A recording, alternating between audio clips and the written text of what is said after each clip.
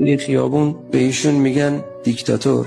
راست میگن، او دیکتاتوره. کسی که 35 سال رهبر عالی یک کشور باشه اما اجازه نده رو پول اون کشور عکسش بیاد، حتما دیکتاتوره. کسی که اجازه نده اول کتب درسی بچه‌ها عکسش بیاد، حتما دیکتاتوره. کسی که وقتی میخواستن توی پایتخت یک خیابون مهمی رو به نام او نامگذاری کنند و او جلوش رو گرفت، حتما دیکتاتوره. کسی که تمام رهبران دنیا روز تولدشون روز جشن عمومی هست اما مردم این کشور 35 ساله اصلا دقت نکردن کی تولد او هست که بخوان براش جشنی بگیرن، تبریکی بگن، حتما دیکتاتور. کسی که تا شنید مهماندارای هواپیما اول پرواز هواپیما بعد از اینکه بر حضرت امام درود میفرستن نام او رو هم میارند و بر او هم درود میفرستن، گفت جلوش رو بگیرید، نذارید این کار رو انجام بدن، حتما دیکتاتور.